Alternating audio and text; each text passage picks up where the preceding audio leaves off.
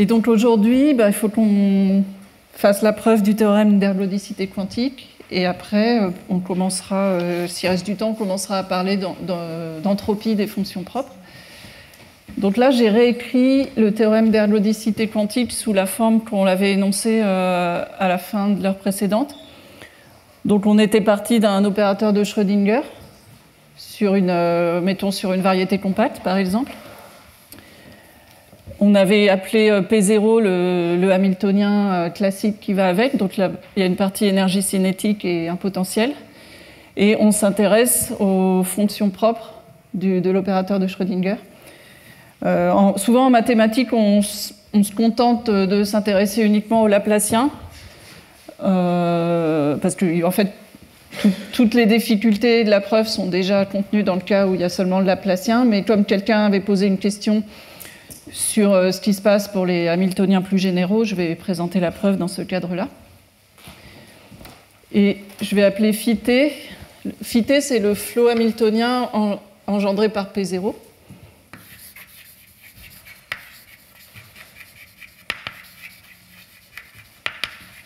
Donc c'est la dynamique classique. Et on va s'intéresser aux valeurs propres dans un certain intervalle E1, E2. Et l'hypothèse importante, c'est qu'on va supposer que la dynamique classique, elle est ergodique sur chacune des couches d'énergie entre E1 et E2. Ça, c'est pour la mesure microcanonique. La mesure de Liouville ou la mesure microcanonique. Dans le cas où il y a uniquement le Laplacien, finalement, c'est plus simple puisque toutes les couches d'énergie sont les mêmes. Et donc, quand on a un hamiltonien général, on doit vraiment faire l'hypothèse d'ergodicité sur chacune des couches d'énergie qu'on veut considérer. Et ici, j'ai écrit l'énoncé sous une forme très légèrement différente de la dernière fois. J'ai supposé directement que la moyenne... Je pars d'une observable classique, et je suppose directement qu'elle a une moyenne nulle sur chacune des couches d'énergie dans mon intervalle. Et ce qui va m'intéresser, c'est pour chaque fonction propre, ce qui va m'intéresser, c'est je regarde l'élément de matrice diagonal entre psi, A de x, dx et psi. Et ce que dit le théorème d'ergodicité quantique, c'est que si je prends la moyenne de ces termes-là sur toutes les énergies dans l'intervalle qui m'intéresse, donc là, j'ai juste divisé par le nombre de termes, par le nombre de valeurs propres dans cet intervalle, cette moyenne tend vers 0. Alors, et ce qu'on avait dit la dernière fois, c'est que comme on a une moyenne de nombres positifs, dire que la moyenne tend vers 0, ça ne veut pas forcément dire que tous les termes sont petits, mais ça veut dire quand même que la plupart des termes sont petits. D'accord ? Donc pour presque toutes les fonctions propres, on peut dire que cette quantité-là est petite. Il y a deux choses qui ne sont pas écrites au tableau, mais qui sont importantes. C'est qu'il faut prendre une base orthonormée de fonctions propres. Et l'autre chose, c'est que simplement pour que la mesure microcanonique soit bien définie, il faut supposer que dans cet intervalle E1, E2, il n'y a pas de valeur critique du hamiltonien. Voilà. Alors, pourquoi je peux supposer... la dernière fois, je n'avais pas supposé ça, mais en fait, on peut toujours s'y ramener. Si la moyenne de A n'est pas nulle sur chaque coup d'énergie, simplement, sinon on remplace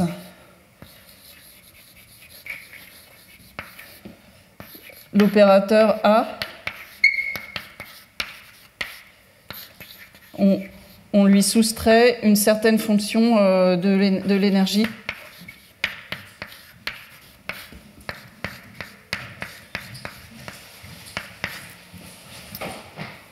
Et je prends la fonction f,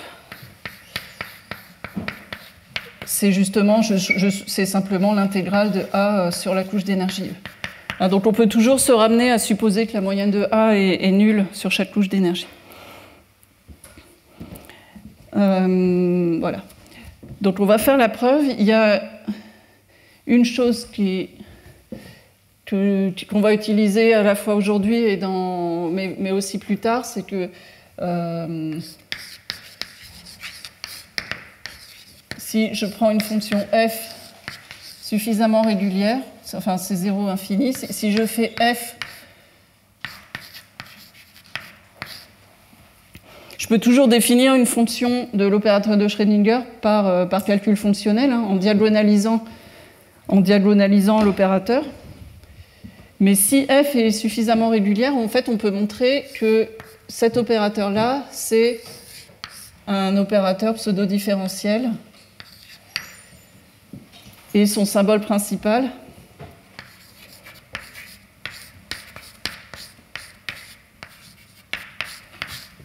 c'est simplement grand F de P0.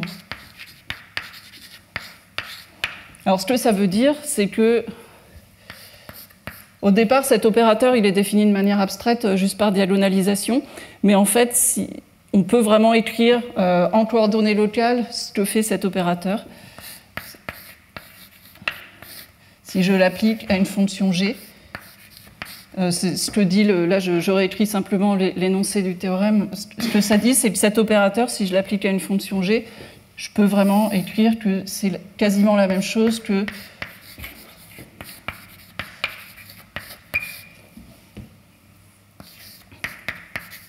ça, c'est l'expression qu'on avait vue hein, pour un opérateur pseudo-différentiel en coordonnées locales. Il faut mettre g de y quelque part.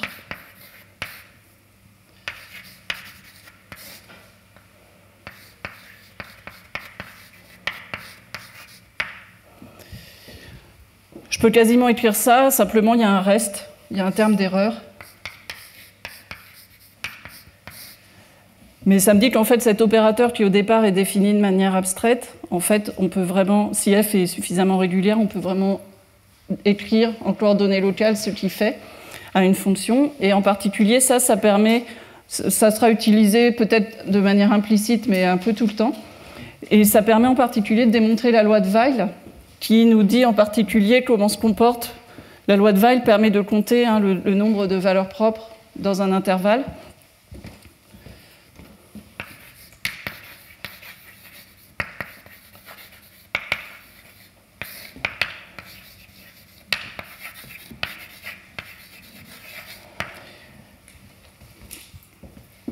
Alors, la loi de Weil, bon, on va la démontrer. En fait, la loi de Weil, elle se calcule en calculant donc, de deux manières la trace de cet opérateur. Quand on veut calculer la trace d'un opérateur, donc soit c'est la somme sur les valeurs propres. Donc si j'écris ça, ça va être la somme des f. D'accord, ça c'est la somme sur tout. Ça vient de la définition abstraite de cet opérateur. Et puis par ailleurs, c'est aussi l'intégrale. Enfin, l'intégrale du noyau de l'opérateur sur la diagonale.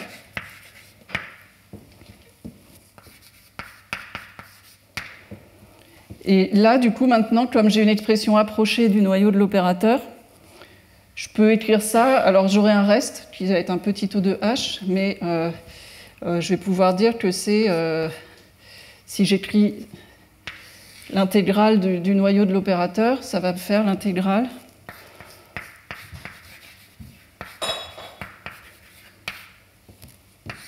Alors j'ai un reste qui n'est pas complètement explicite, mais si on s'intéresse uniquement au terme dominant, c'est pas grave.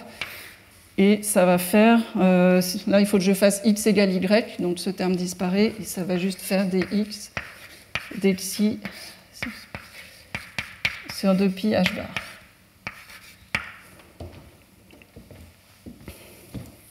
Donc en particulier, je peux uniquement, si je m'intéresse juste au comportement dominant, je peux juste dire que c'est équivalent quand h tend vers 0 à ce terme-là.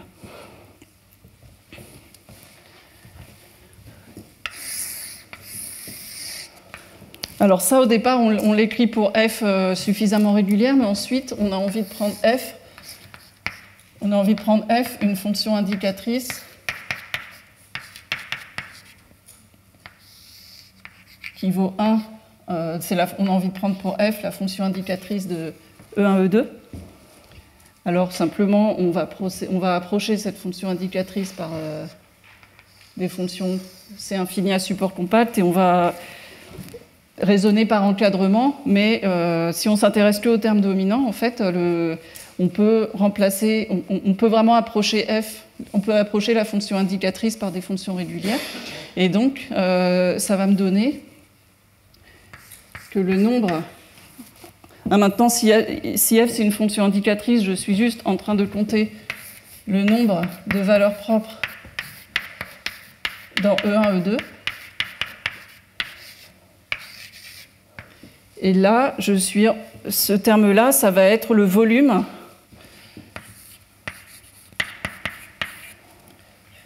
ça va être le volume symplectique.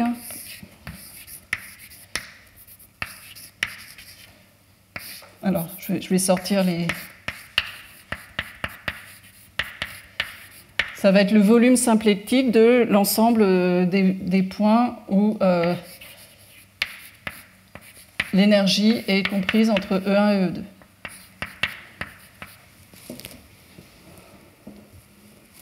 Donc ça, c'est la loi de Weil. Et dans l'énoncé de tout à l'heure, ce nombre-là, c'est ce que j'ai appelé... C'est le nombre de termes dans la somme, hein, c'est ce que j'ai appelé grand N de E1, E2.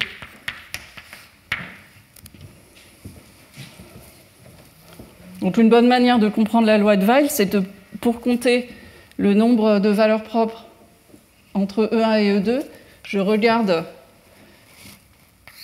dans l'espace des phases, je regarde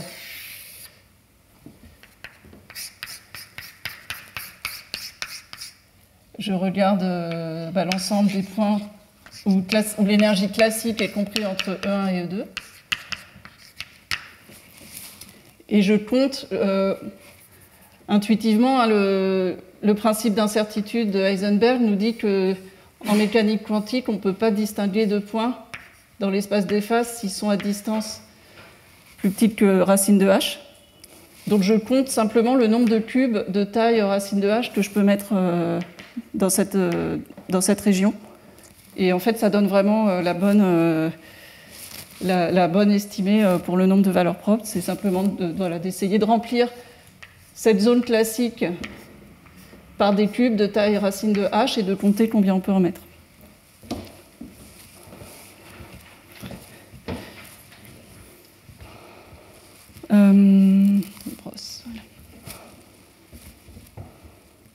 Je pense que je vais continuer ici.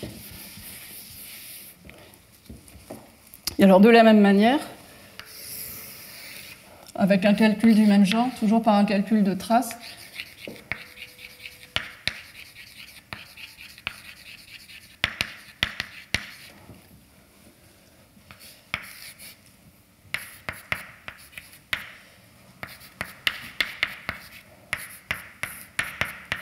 si maintenant, au lieu de juste compter les valeurs propres, on veut sommer sur des éléments de matrice,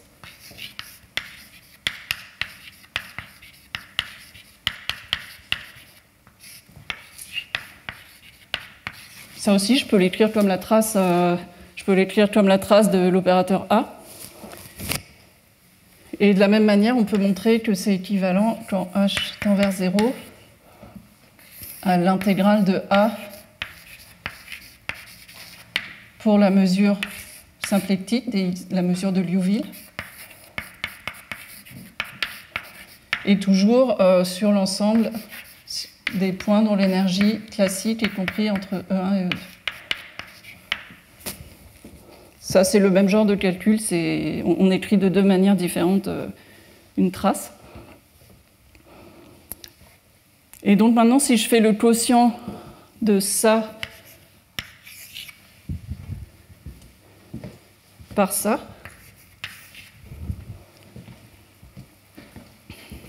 si je fais l'asymptotique 1 divisé par l'asymptotique 2,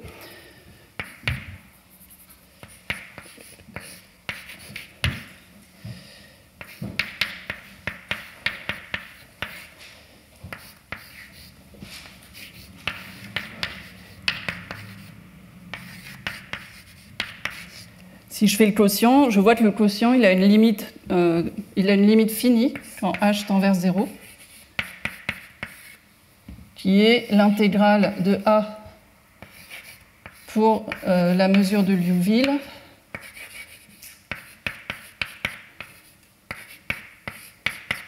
simplement, maintenant, la mesure de Liouville est normalisée voilà. Donc, il y a un facteur de normalisation qui sort, qui fait que, en fait, si je prends A égale 1, je dois trouver que cette mesure doit valoir 1. Ça, c'est toujours vrai. Ça, c'est quelque chose qui est toujours vrai sans utiliser l'ergodicité. C'est simplement un calcul de trace. Et voilà. Donc là, ce qui est important dans j'avais déjà dit, ce qui est important dans l'ergodicité quantique, c'est que c'est vraiment la présence de ces valeurs absolues qui ne sont pas ici. D'accord ? Voilà.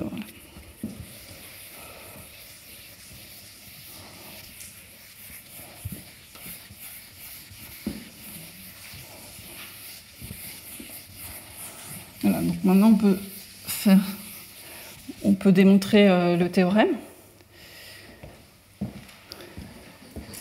Cette quantité-là, souvent on l'appelle la variance quantique. Enfin, je sais que ce mot est utilisé dans d'autres contextes pour autre chose, mais dans la littérature mathématique, en tout cas en chaos quantique, cette quantité-là, on l'appelle souvent la variance quantique, et on va dire que c'est pour les énergies entre E1 et E2. Et on va mettre un carré ici, ça ne change rien au résultat, mais pour la démonstration, c'est plus pratique de mettre le carré. D'accord ? Le résultat, avec ou sans le carré, les deux sont équivalents. Donc on veut montrer que cette variance quantique tend vers 0, quand h bar tend vers 0.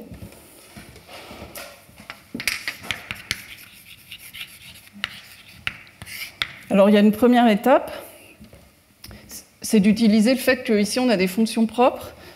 Vous vous souvenez, on avait dit que quand on a des fonctions propres,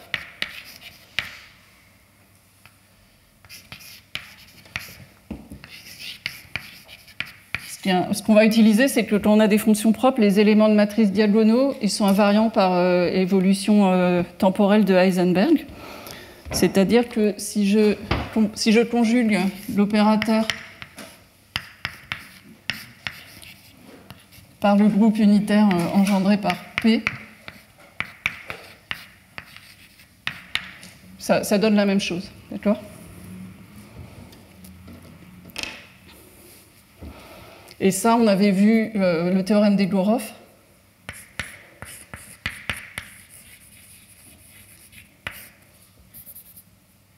Qui nous dit que si on est en temps fixé ou pas trop grand, si on prend une observable classique, qu'on la quantifie en un opérateur et qu'on évolue par le flot de Heisenberg, c'est quasiment la même chose que d'avoir fait l'évolution classique.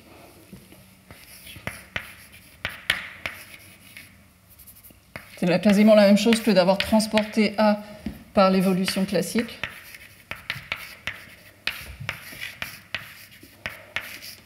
Et il y a une erreur, mais qui tend vers 0 dans la limite semi-classique.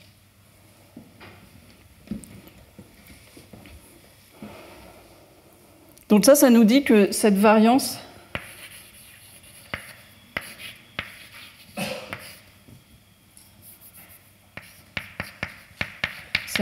quantique,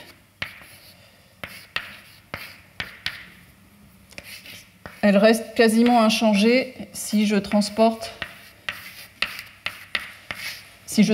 A par la dynamique classique. C'est pas une égalité, il y a une erreur, mais qui va tendre vers 0.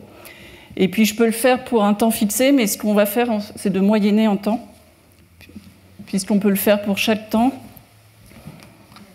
On peut même dire que c'est vrai si je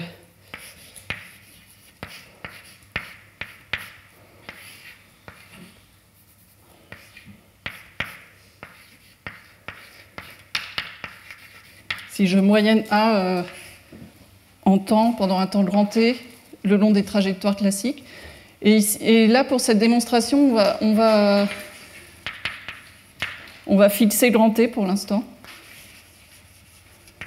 On n'a pas besoin de faire tendre tout de suite t vers l'infini.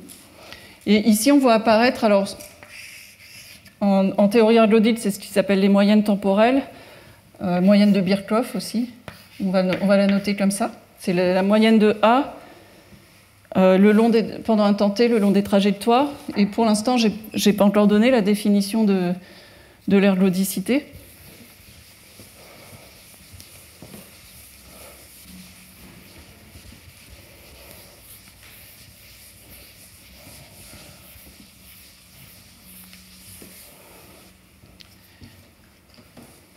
Donc j'en profite pour la donner ici.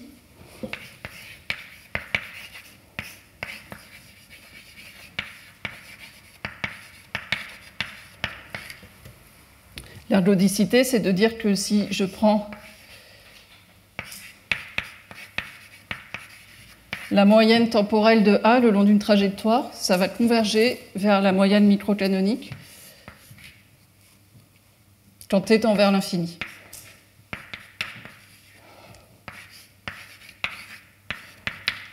La moyenne microcanonique, voilà, c'est la moyenne sur la couche d'énergie qui correspond à ma donnée initiale. Hein. Donc E, c'est l'énergie de la donnée initiale.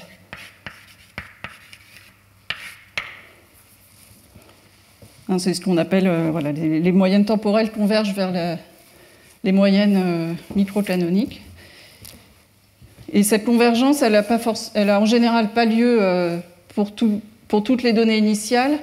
Elle a lieu presque sûrement. Ici, je raisonne toujours par rapport à la mesure de Liouville. Elle a lieu presque sûrement. Elle a lieu aussi en normale 2, donc en moyenne quadratique. On va utiliser dans la démonstration, en fait, on va juste utiliser la convergence en moyenne quadratique.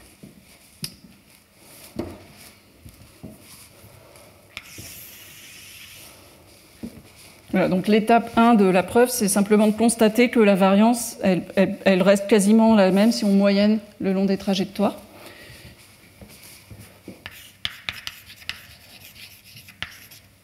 L'étape 2, c'est aussi, je ne vais pas encore utiliser l'ergodicité, c'est une estimée a priori.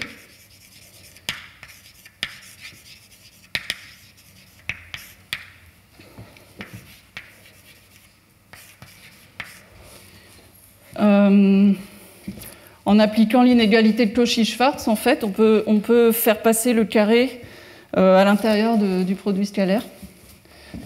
Ça, j'utilise Cauchy-Schwarz.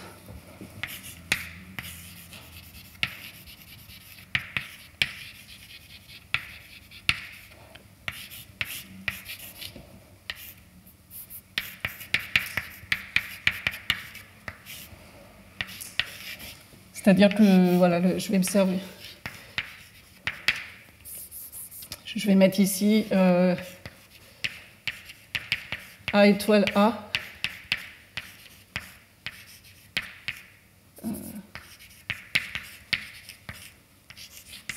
Oups. Du coup, j'enlève la valeur absolue et je fais passer, par contre, maintenant l'opérateur apparaît ici au carré. Et ça est devenu simplement une majoration, mais simplement maintenant, ça c'est vraiment une trace et je peux utiliser ce que j'avais dit tout à l'heure.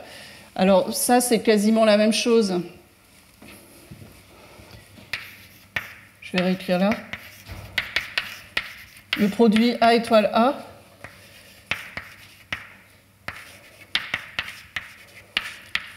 Par les règles générales qu'on avait vues sur les opérateurs pseudo-différentiels, c'est quasiment la même chose que si j'avais mis A au carré. Je vais supposer que A est à valeur réelle pour ne pas...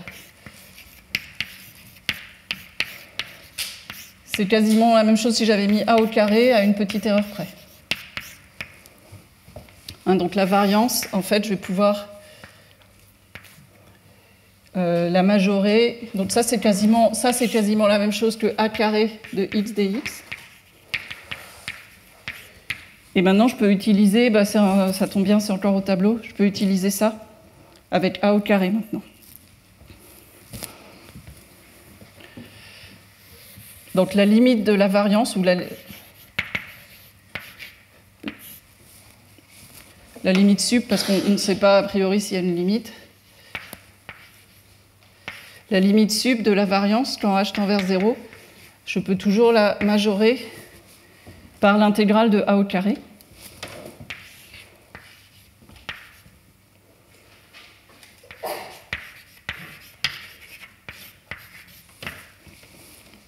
Ça, c'est toujours vrai. Hein, c'est aussi uniquement en appliquant les règles du calcul pseudo-différentiel.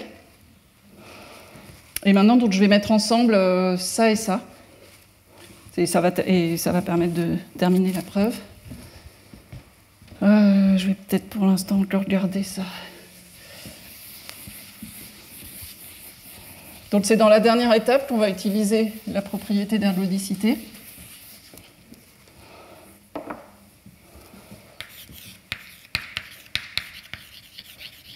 Donc je reprends le fait que la variance, je vais prendre tout le temps la limite, ou la limite sup. Donc je réécris le fait que cette variance quantique, elle reste la même, à peu près la même quand je moyenne en temps.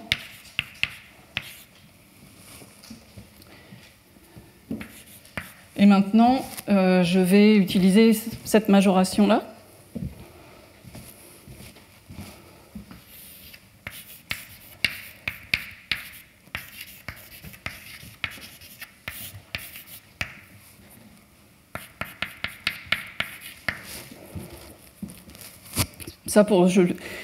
Cette intégrale-là, par rapport à la mesure de Liouville, je vais plutôt maintenant la réécrire en décomposant couche d'énergie par couche d'énergie.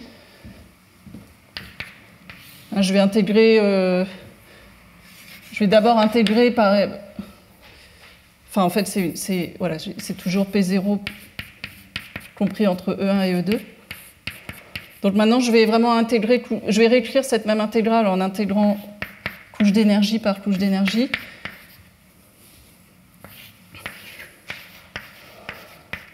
Je peux tout aussi bien intégrer d'abord pour la mesure microcanonique sur chaque couche d'énergie, puis ensuite intégrer en énergie.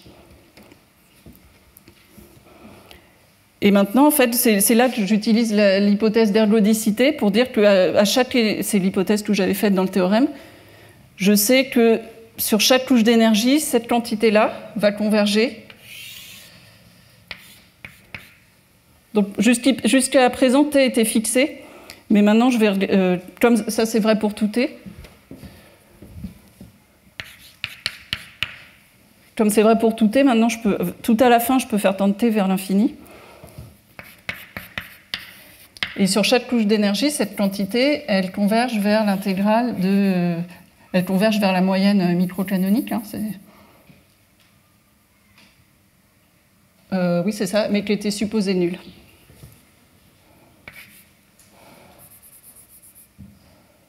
Oui.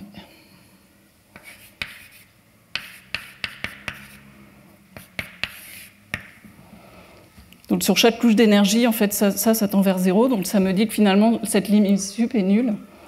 Ça me dit donc que la variance tend vers 0.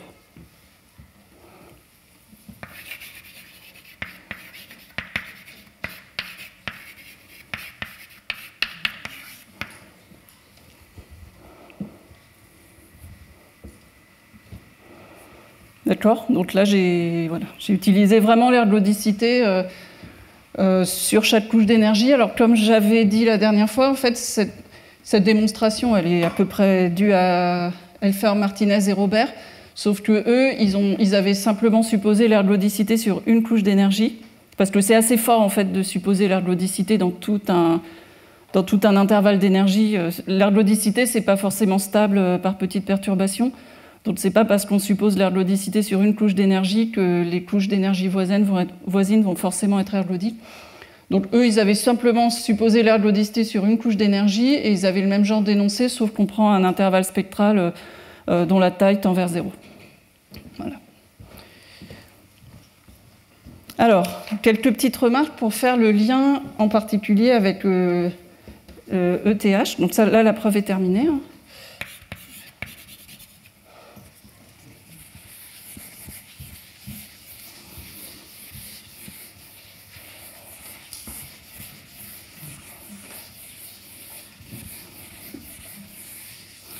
Alors déjà une remarque sur la vitesse de convergence. Vous voyez ici, on a juste montré que ça tendait vers 0, mais on n'a pas obtenu une vitesse.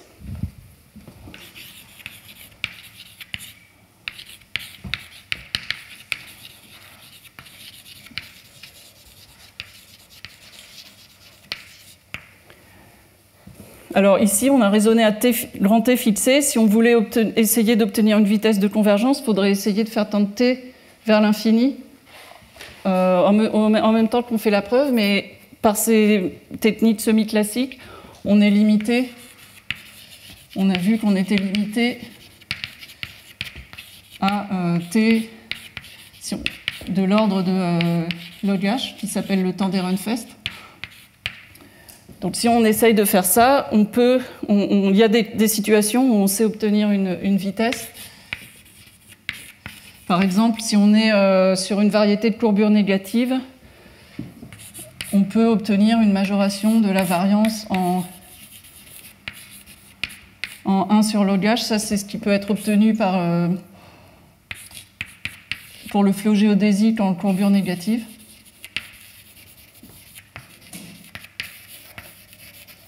On a besoin pour ça d'utiliser... En fait, on a besoin, si on veut estimer la variance par cette méthode, on a besoin de savoir la vitesse de convergence vers 0 ici. Et donc, on utilise le théorème central limite pour le flot géodésique. Mais ça permet au mieux d'obtenir une décroissance logarithmique. Ce qui est conjecturé,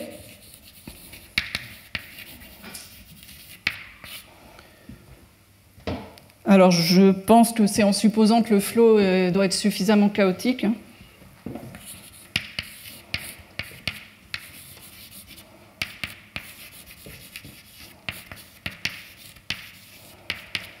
Donc il faut probablement supposer plus que l'ergodicité.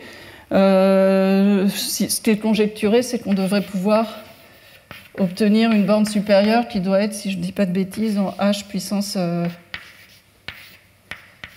d-1.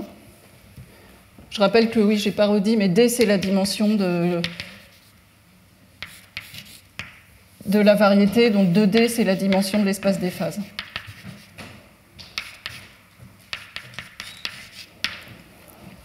Alors on est très très loin de savoir faire ça, hein. Même d'avoir un ordre de grandeur de cette variance, on est très loin. Le seul cas où il y a quelque chose de connu, c'est dans le cadre de la surface modulaire.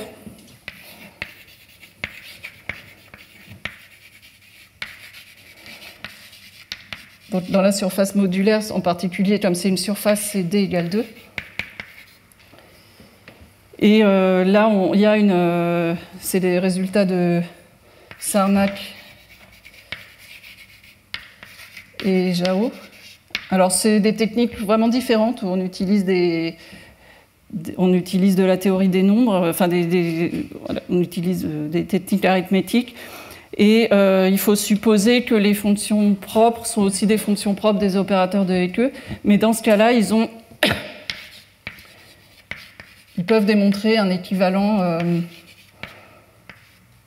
Alors là, ça va juste faire H, et puis il y a une constante qui sort qui dépend de l'observable A.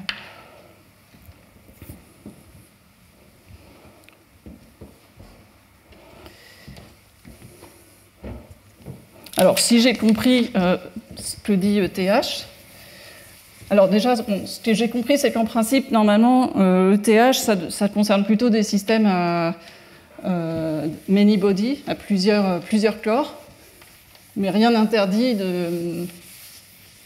d'appliquer aussi les idées de ETH à un corps. Et dans ce cas-là, ce que nous a dit Dimarsky, c'est que ETH ressemble beaucoup à l'ergodicité quantique, sauf qu'en fait, on veut vraiment savoir plus précisément à quoi ressemble le reste. Donc par exemple, je pense, si j'ai compris, que ETH nous dirait... Alors il faudrait dire déjà... voilà, il nous dit que pour certaines observables, on peut écrire...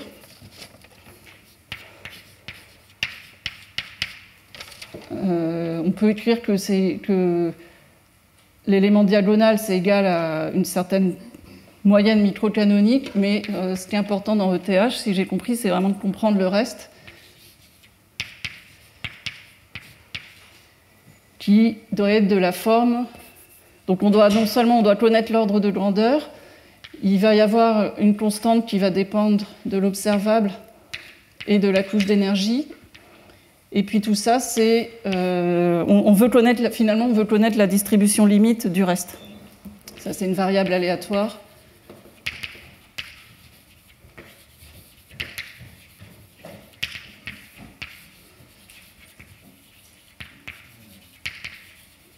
Peut-être gaussienne. Ça, je ne sais pas si on veut que ça soit gaussien, mais en tout cas, dans ETH, on veut vraiment un théorème limite pour le reste. C'est ce que j'ai compris. Et donc, je pense que dans l'exposé de Laszlo, on parlera justement un peu ce genre de choses, mais pour pas en partant d'un système dynamique classique, mais en partant déjà de matrices aléatoires. Et en plus, dans ETH, on veut dire des choses sur les éléments de matrice hors de la diagonale. Alors, pour les éléments de matrice non diagonaux, il y a un résultat de Zelditch qui dit des choses. Zelditch a un article où, je vais pas énoncer très précisément son résultat, mais où, en supposant que le flot classique est faiblement mélangeant, il arrive à avoir un résultat un peu de ce type-là pour les éléments non diagonaux, mais toujours sans estimée précise sur le reste.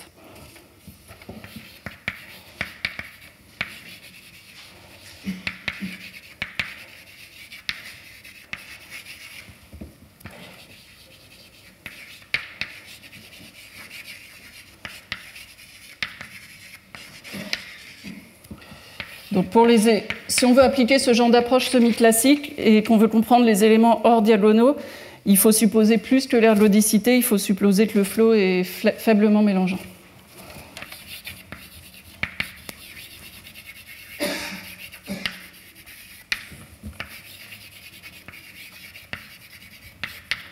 Et on n'obtient jamais d'informations très précises sur les fluctuations en faisant comme ça.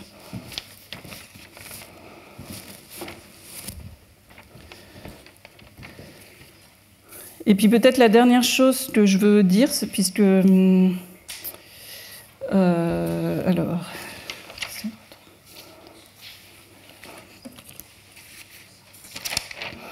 Oui, c'est qu'en fait, on peut aussi... En général, le théorème d'ergodicité quantique, on l'énonce toujours avec les fonctions propres, mais on peut aussi l'énoncer... Il y a aussi une version dynamique qu'on peut énoncer. C'est quelque chose qu'on avait remarqué avec Gabriel Rivière il y a un certain nombre d'années. C'est possible que d'autres personnes l'aient remarqué aussi. Hein. En fait, en faisant la même démonstration, on peut écrire une version dynamique du théorème d'ergodicité quantique.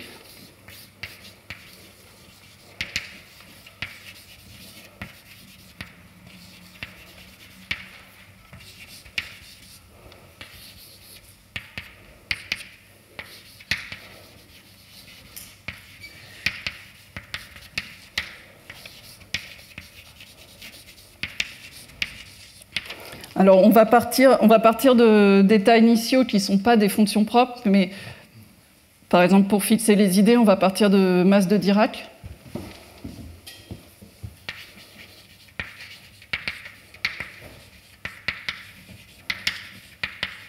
On va partir de conditions initiales qui sont des masses de Dirac.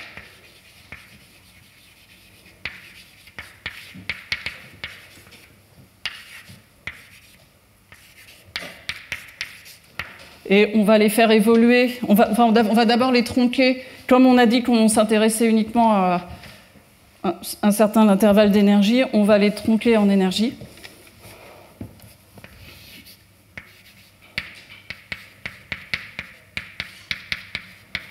Donc je prends cette masse de Dirac en X, mais je lui applique le projecteur spectral associé à mon opérateur de Schrödinger, mais je ne garde que les énergies entre E1 et E2. Donc c'est des masses de Dirac, en particulier, elles sont régularisées, hein, mais j'ai gardé que les énergies entre E1 et E2.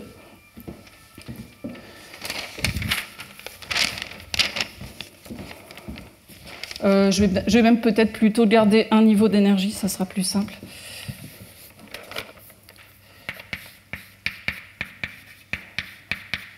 Je vais me placer au voisinage d'une énergie E.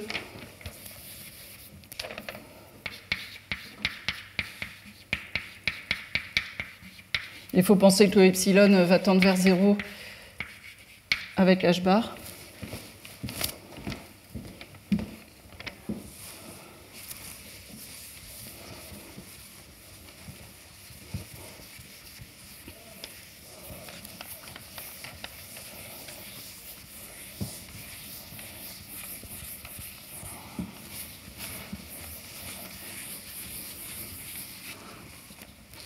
Et donc maintenant, on va s'intéresser, on se donne toujours une observable A, et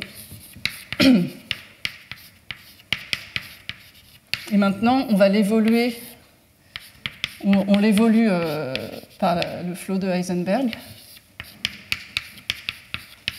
et on regarde les éléments de matrice sur notre base de masse de Dirac tronquée en énergie.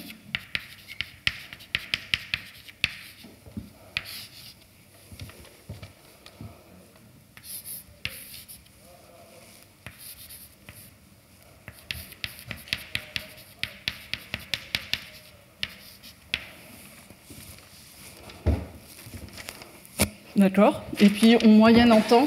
Il y avait exactement le même genre de choses dans l'exposé de Dymowski. On moyenne ça on moyenne ça en temps.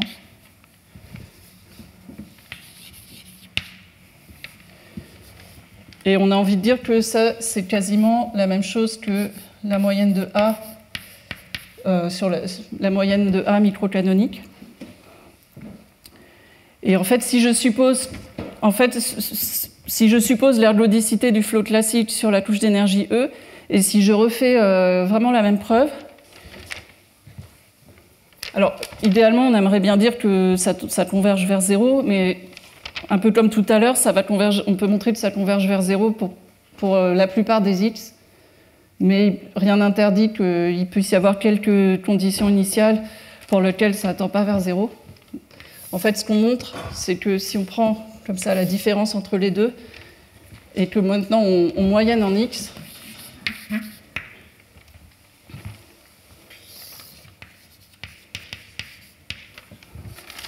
en fait ça tend vers 0. Alors il faut que T tende vers l'infini. Voilà. Donc encore une fois, le fait de devoir moyenner en X et que la moyenne soit petite, ça ne permet pas de dire que pour tous les X, cette chose tend vers 0, mais ça permet de nous dire que pour la plupart des X, cette moyenne-là temporelle est presque la même que la moyenne microcanonique, mais rien n'interdit qu'il y ait un petit nombre de conditions initiales pour lesquelles ce ne soit pas vrai.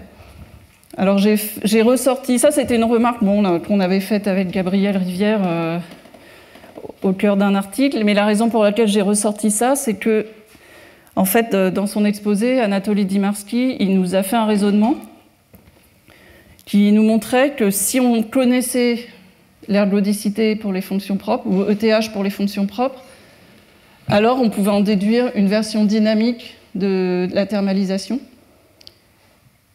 Et la manière dont il avait raisonné, c'est qu'il avait dit que si on prend n'importe quelle condition initiale, je peux toujours la décomposer sur la base des fonctions propres, et ensuite, quand je moyenne en temps, les termes non diagonaux vont disparaître, et donc je peux utiliser ce que je connais sur les fonctions propres pour dire des choses aussi sur la version dynamique. Mais si vous vous souvenez, quand il avait fait ça, il avait dit par exemple qu'il faut supposer que le spectre est simple, parce que quand je moyenne en temps, je veux être sûr que les termes non diagonaux disparaissent. Ici, ça ressemble, mais ce n'est pas le même raisonnement que je fais. Ici, je dis vraiment, je refais, enfin, je ne vais pas le faire en réalité, mais c'est juste, je reprends exactement la preuve que je viens de faire.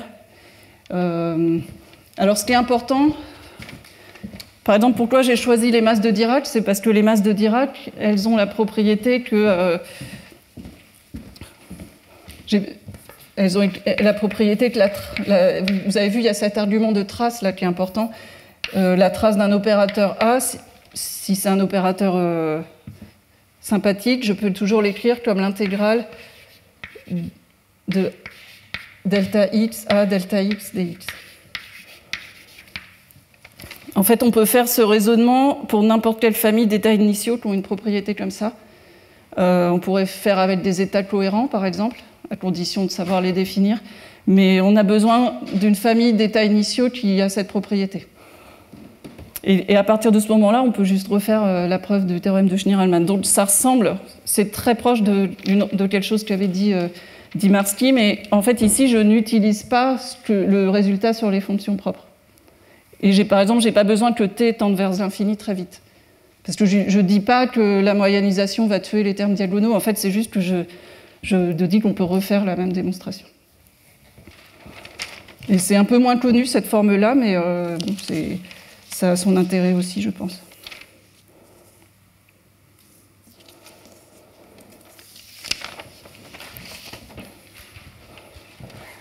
Voilà, alors on a fini cette partie du cours sur le théorème d'ergodicité quantique, et maintenant je veux passer aux résultats sur l'entropie et le support des mesures semi-classiques.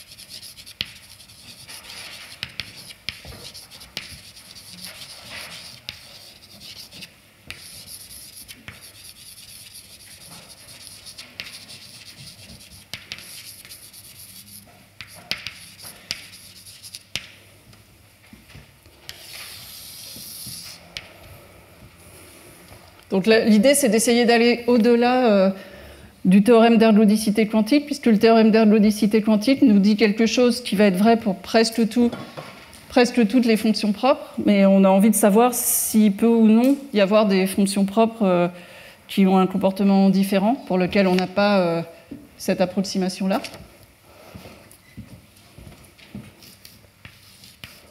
Je pense que je vais continuer à garder les notations semi-classiques, mais par contre, à partir de maintenant, j'ai plus de potentiel. Hein.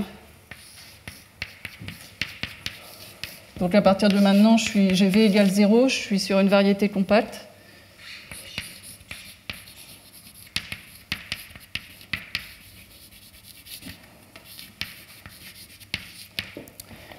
Ça veut dire que simplement quand j'écris cette équation aux valeurs propres, je suis simplement en train de réécrire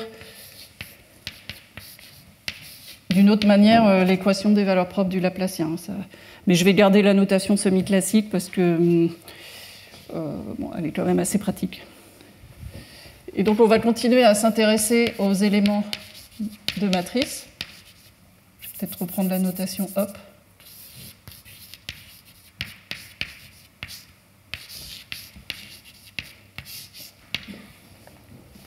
Donc maintenant, voilà, l'idée, dans le théorème d'ergodicité quantique, on a compris comment se comportait cette chose-là pour presque toutes les fonctions propres, mais maintenant, on voudrait vraiment avoir des résultats individuels. Et une première construction qu'on peut faire, hein, c'est de dire que quitte à extraire une sous-suite,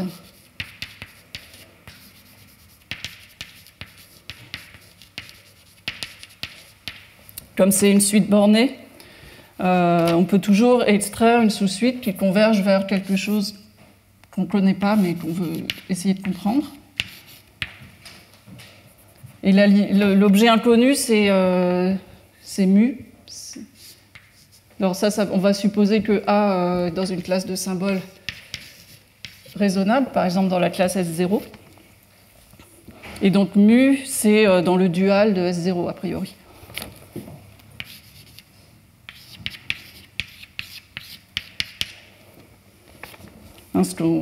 Ça, c'est juste un argument abstrait d'analyse fonctionnelle. Qu'est-ce qu'on peut dire? Et je vais supposer que... Bon, je vais supposer que E... Ouais, je vais le noter comme ça.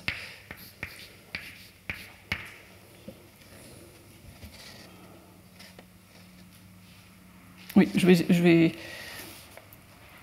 vais supposer que je me place au voisinage de la couche d'énergie 1.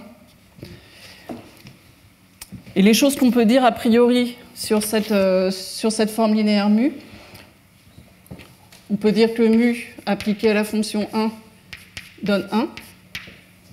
Parce que si je fais a égale 1, ici j'obtiens l'identité. Alors oui, j'ai peut-être oublié de le dire, mais toutes mes fonctions d'onde, elles sont normalisées pour que l'intégrale du carré fasse 1. Donc cette forme linéaire mu, si je l'applique à la fonction 1, je trouve 1.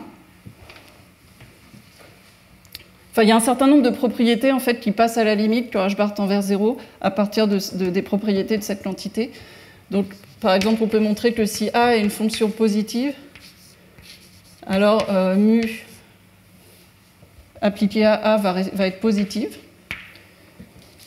Et ça s'obtient par passage à la limite à partir du fait que ici, si je mets un opérateur positif, cette quantité-là est positive.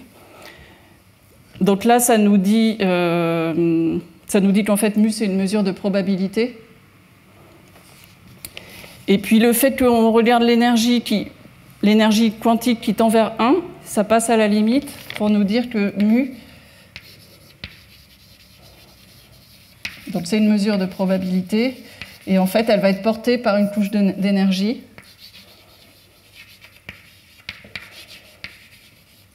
Portée par la couche d'énergie.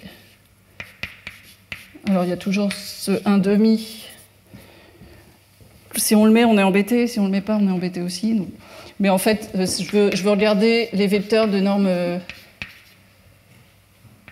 les vecteurs de norme 1, c'est-à-dire le fibré unitaire cotangent. Donc ça, c'est ce qu'on obtient par passage à la limite à partir du fait qu'on a choisi des valeurs propres qui tendent vers 1. Donc, et puis la dernière chose,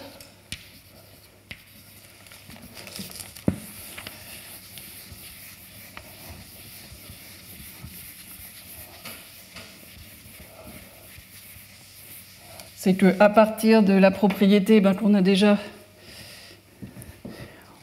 utilisée dans la preuve du théorème de Schnirelmann, que quand on a des fonctions propres, cette quantité-là, elle est invariante. Ça, c'est P. Elle est invariante par évolution de Heisenberg.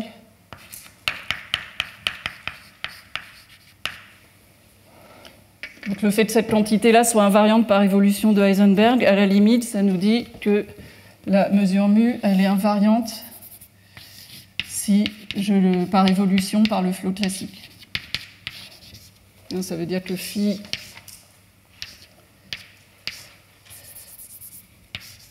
ça veut dire que mu de phi t d'un ensemble B, c'est égal à mu de B.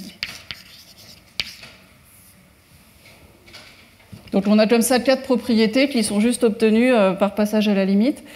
Et maintenant, on veut savoir, ça c'est vrai dans un contexte général, et on veut maintenant arriver à aller plus loin et à dire vraiment plus de choses sur cette mesure mu. Et par exemple, on a la conjecture d'unicarlodicité quantique.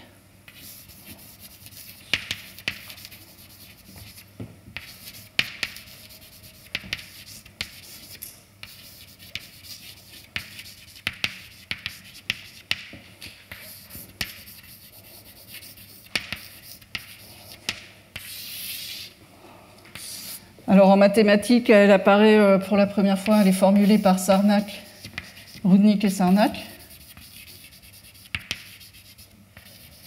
Je pense qu'en physique, elle devait apparaître dans des articles de Voros, cette idée. Oui. Donc en physique, je pense que... Enfin même je pense que Sarnak dit que c'est Voros qui a dû lui en parler la première fois.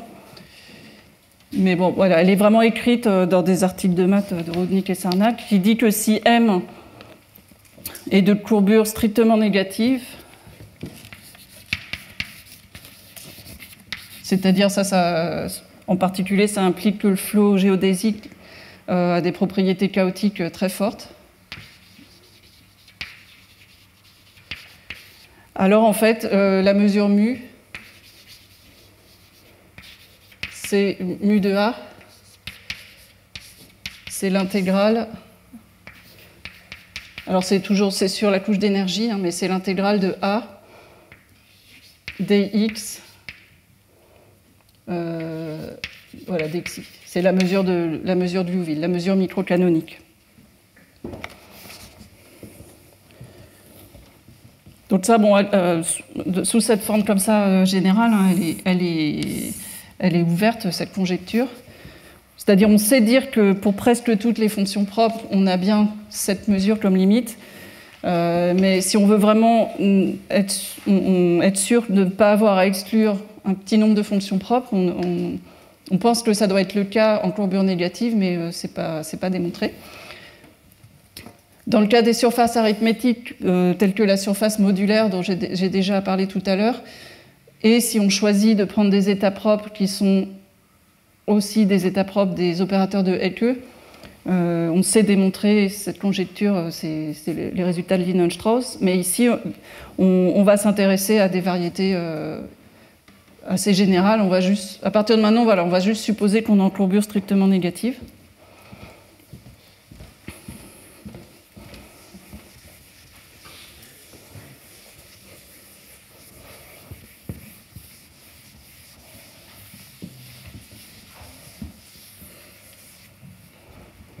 Alors, ce qui est connu, à part le résultat de Linhenstrauss sur les surfaces arithmétiques, ce qui est connu dans un cadre général. Donc, à partir de maintenant, voilà, je vais toujours supposer qu'on est en courbure négative hein, dans le reste de ce chapitre.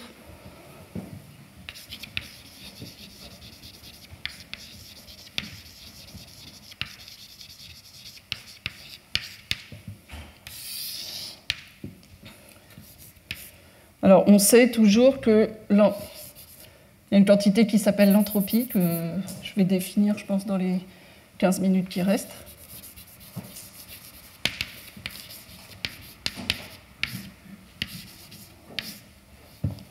Cette entropie est non nulle, elle est strictement positive.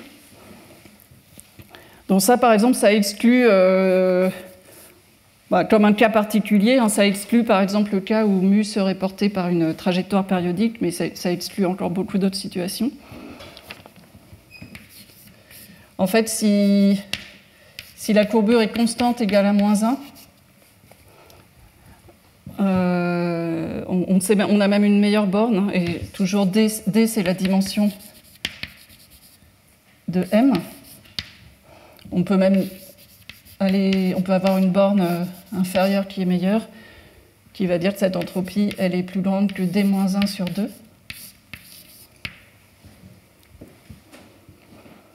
Alors ça, c'est ça que je vais démontrer la prochaine fois. Donc ça, c'était des choses que j'avais faites avec Stéphane Nonnenmacher.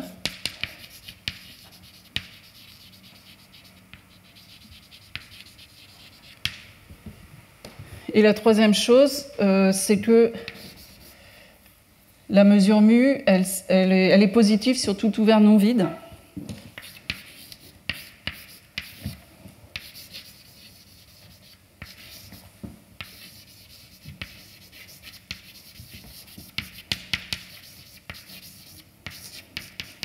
Et ça, c'est les résultats. Alors ça, c'est en dimension. Là, c'est en dimension quelconque. Par contre, le troisième point, c'est en dimension 2.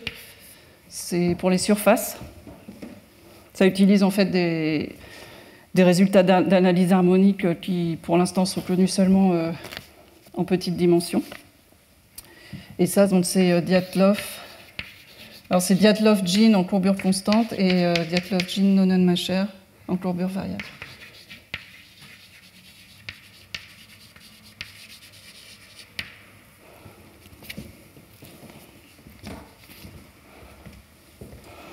Voilà, alors je pense que là, dans le temps qui me reste, dans le quart d'heure qui me reste, je vais en fait expliquer ce que c'est que l'entropie d'un système dynamique, pour pouvoir ensuite, on va démontrer la forme numéro 2.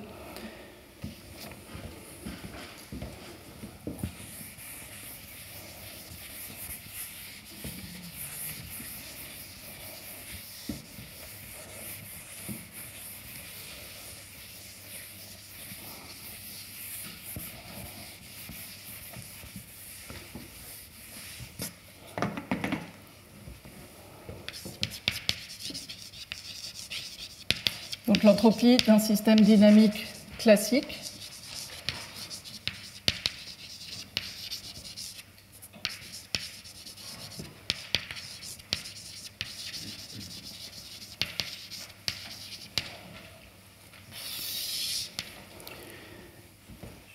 Alors je vais donner la définition générale, mais évidemment on va vouloir l'appliquer au cas particulier de cette mesure mu qui est obtenue comme limite de fonction propre. Mais d'une manière générale, le cadre général, c'est qu'on a un espace des phases X, muni d'une tribu, et puis on a une mesure mu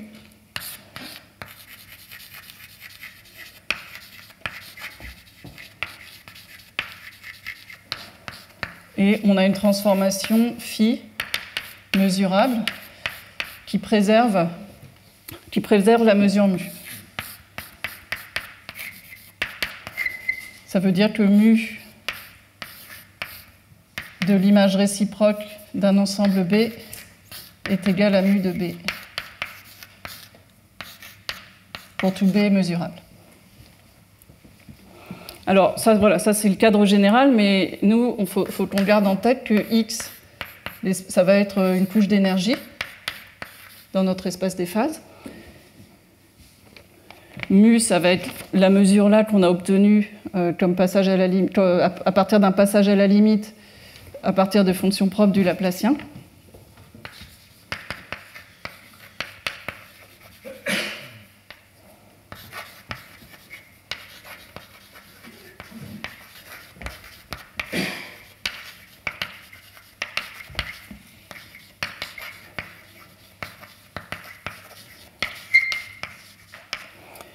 Et puis la transformation qu'on va regarder, c'est par exemple le temps 1 du flot géodésique. Bon, il se trouve que nous, dans le cas qui nous intéresse, en fait, le temps est continu. Mais dans la définition de l'entropie, on va considérer un temps discret. Hein, c'est pas restrictif. Donc c'est le temps 1 du flot hamiltonien.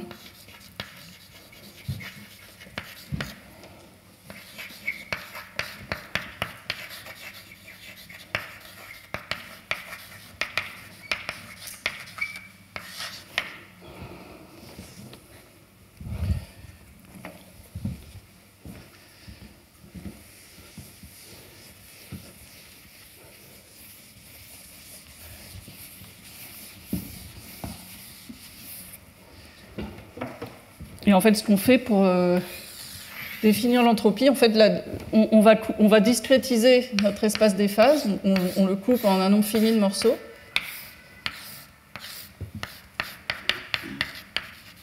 Donc c'est des ensembles disjoints a priori seulement mesurables.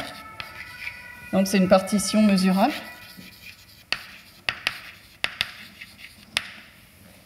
Et finalement, à partir de cette partition, on va coder.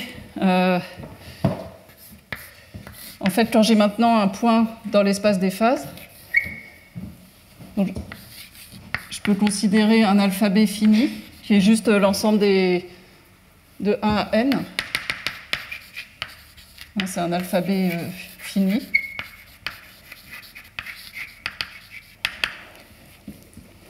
Et finalement, on va remplacer notre espace des phases par un espace de suite dans cet alphabet. C'est-à-dire qu'à un point dans l'espace des phases, on va simplement associer la suite alpha 0, alpha 1, alpha n où n est dans n, en disant que je veux que y appartient à l'élément p alpha 0. Donc au temps 0, y il est dans le numéro... il est dans le morceau numéroté alpha 0. Si je suis sa trajectoire et que je regarde où il arrive au temps 1, il arrive dans un autre morceau, qui est le morceau numéro alpha 1.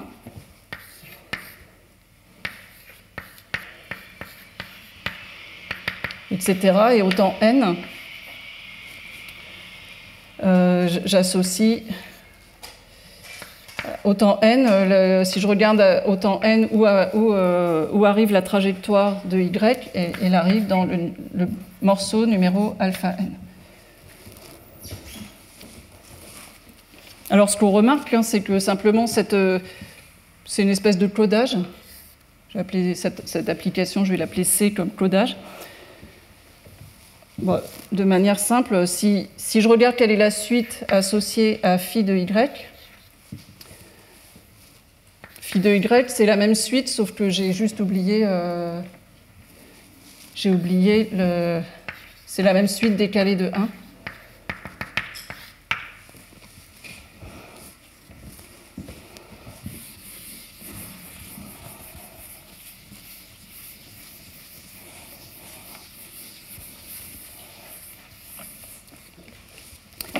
Ça veut dire que cette application de codage, elle a la propriété que le mot associé à phi de y, c'est le mot associé à y shifté de 1 vers la gauche. Hein. Sigma, c'est l'opération qui consiste juste à décaler les suites.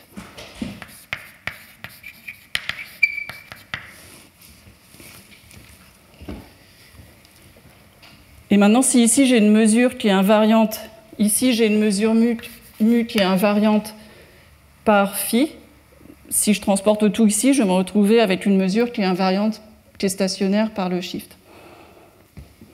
Alors ici j'avais une mesure mu, quand je transporte tout, je vais me retrouver avec une mesure que je vais appeler peut-être mu tilde. Je vais peut-être avoir tendance à les noter de la même manière, mais bon, j'ai juste transporté mu par cette application de codage. Donc en fait, si mu était invariante par transport par phi, alors mu tilde, elle va être invariante par le transport par le shift. Et finalement, on va juste appliquer à mu la définition de l'entropie de Shannon. Quand on a une mesure sur un ensemble de suites, et cette mesure est invariante par translation, on va reprendre la définition de l'entropie de Shannon.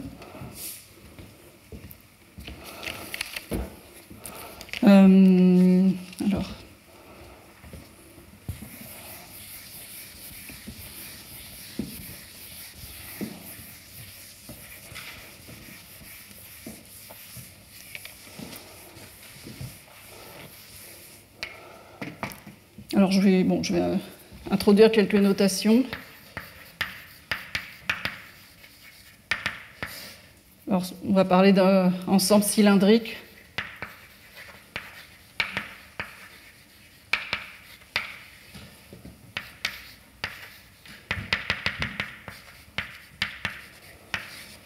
Je pense que je vais avoir un petit peu tendance à identifier ce côté-là et ce côté-là. C'est-à-dire que, au départ, normalement, l'ensemble cylindrique, il est défini comme sous-ensemble de l'ensemble des suites.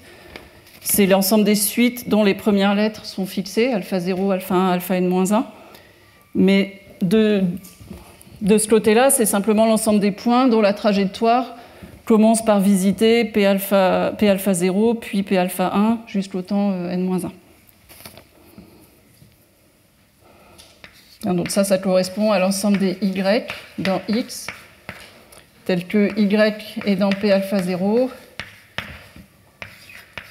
phi de Y est dans P alpha 1, et ceci jusqu'à un temps n-1, phi n-1 de Y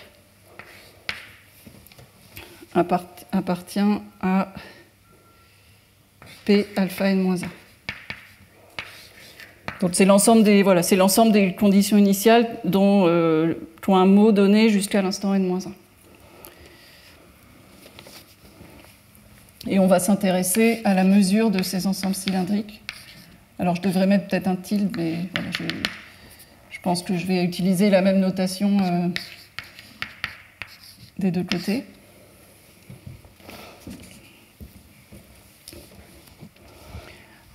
Alors je vais énoncer quelques propriétés qui sont un peu évidentes, mais la raison pour laquelle je les énonce, c'est qu'après, on le fera la prochaine fois, j'aurais envie, pour un système dynamique quantique, j'aurais envie de copier un peu cette définition. Et les propriétés que j'écris là, elles seront beaucoup moins évidentes. Enfin, certaines continueront à être vraies, et d'autres seront plus vraies. Alors, il y a une première propriété, c'est que la somme C'est ce qui s'appelle la condition de compatibilité, hein, c'est que la somme des mesures, si je rajoute une lettre et que je somme sur tous les alpha n, je tombe bien sur la mesure de alpha 0, alpha n-1.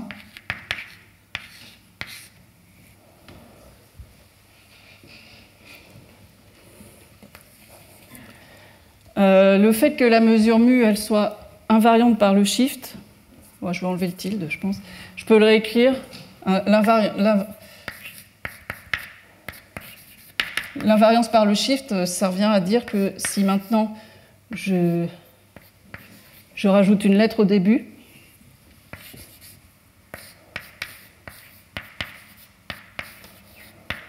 et que je somme sur toutes les lettres,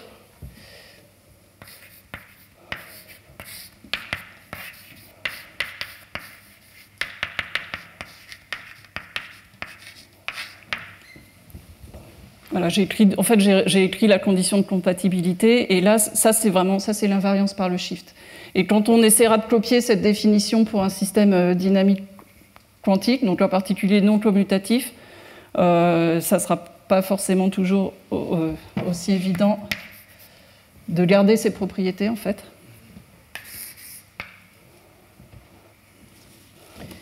Alors, qu'est-ce qu'il me reste le temps de dire ?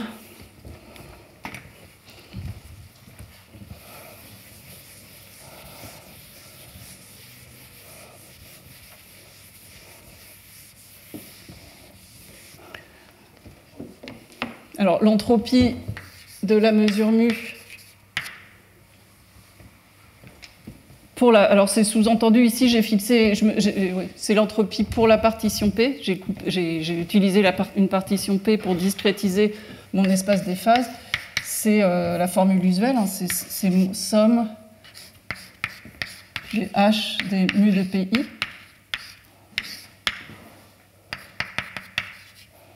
Et la fonction grand H, c'est moins x log x. Donc c'est une fonction qui est comme ça. Mais maintenant, je vais vouloir prendre des partitions de plus en plus fines en rajoutant de l'information sur... Là, c'est l'entropie qui correspond à juste l'information sur où je suis dans quel morceau P je suis au temps 0.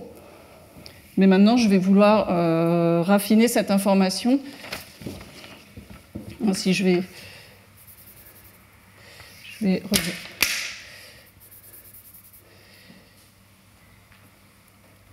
maintenant, alors ce qu'on regarde, c'est qu'on va regarder l'entropie au temps n. Ça va être la somme sur tous les cylindres alpha 0, les cylindres de longueur n, de H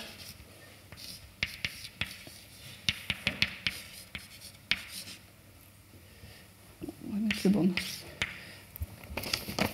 D'accord, maintenant ça revient à dire que je prends l'entropie de mu pour la partition P et toutes ces itérées intersectées avec toutes ces itérées jusqu'au temps n. Donc autrement dit, Pn, c'est je pars de ma partition de l'espace des phases P, mais je l'intersecte avec tous ces itérés ou n ou n-1.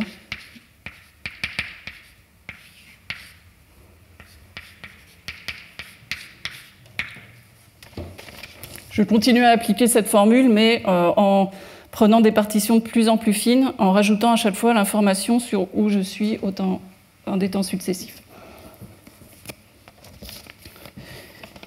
Et voilà, ça va. Je vais m'arrêter en énonçant la propriété de sous-additivité, qui va être vraiment importante.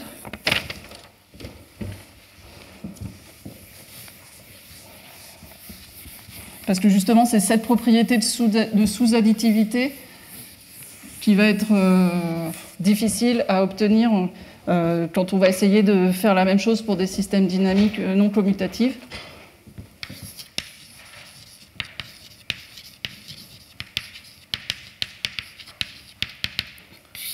En fait, si on calcule l'entropie au temps n plus m, donc j'ai dit que c'est l'entropie de la mesure mu, mais pour la partition P évoluée jusqu'au temps n plus m, pardon.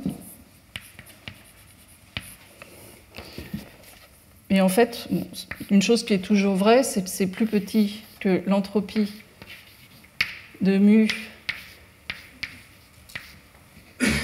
pour l'évolution jusqu'au temps n, plus l'entropie de mu. Alors il faut prendre, je ne vais pas écrire le détail, mais cette inégalité-là, c'est juste la concavité de la fonction h qui intervient, la fonction grand H. Donc là, on met la partition évoluée jusqu'au temps m, et ensuite on la transporte par phi n. Ou autrement dit, je pourrais aussi écrire que c'est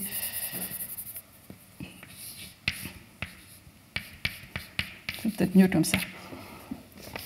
Donc juste en utilisant la concavité de grand H, en fait, on peut voir que l'entropie de mu au temps n plus m, elle est plus petite que l'entropie de mu au temps n, plus l'entropie de mu transportée par phi n au temps m. Et maintenant, comme j'ai supposé que la mesure était invariante par le système dynamique, ça c'est...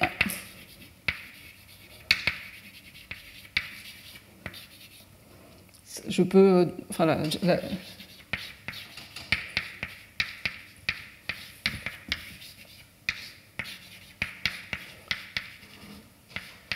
autrement dit, j'ai Hn plus m plus petit que Hn plus Hn. Et voilà, on verra la prochaine fois les conséquences de cette inégalité. Et ce qu'on a essayé de faire pour définir une entropie d'un système dynamique quantique, mais en essayant autant que possible de garder cette propriété, et comment on peut s'en servir pour passer à la limite h tend vers 0. Et voilà, c'est l'heure d'arrêter. Donc on reprend dans un quart d'heure avec l'exposé de Laszlo.